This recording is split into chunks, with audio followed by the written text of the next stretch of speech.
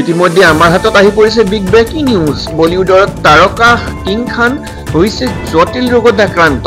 হয়, ঠিকে শুনিছে আপুনি, শাহৰুখ খান হৈছে জটিল ৰোগত আক্ৰান্ত। এই খবৰে চাঞ্চল্যৰ সৃষ্টি কৰিছে।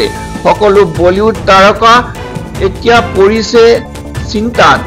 হয়, তেওঁ নিজে এখন অনুষ্ঠানত প্ৰকাশ কৰিছে যে শাহৰুখ খান এতিয়া হৈছে জটিল ৰোগত আক্ৰান্ত। এতিয়া জানিবলৈ ইচ্ছা কৰিছে ৰাইজে কি ৰোগত আক্ৰান্ত হৈছে বলিউডৰ তাৰকা শাহৰুখ খান। আপুনি দেখিব পাইছে বলিউডৰ তাৰকা হৈছে শাহৰুখ খান এতিয়া জটিল ৰোগত আক্ৰান্ত। তেওঁ 69 বছৰ বয়সত কি ৰোগত আক্ৰান্ত হৈছে আহক জানো। বলিউডৰ তাৰকা কি ৰোগত আক্ৰান্ত হৈছে।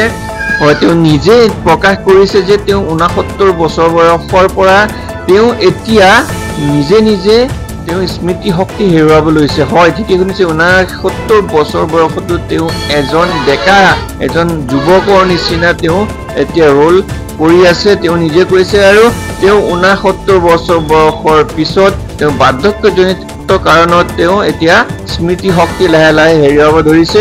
তেওঁ নিজে প্ৰকাশ কৰিছে এখনি অনুষ্ঠানত নিজে প্ৰকাশ কৰিছে যে তেওঁ এতিয়া নিজৰ 69 বছৰ বয়সত তেওঁ এতিয়াৰ পৰা হেৰুৱাব ধৰিছে তেওঁ স্মৃতি শক্তি। হয়, তেওঁ নিজে প্ৰকাশ কৰিছে যে তেওঁ স্মৃতি শক্তি হেৰুৱাব ধৰিছে।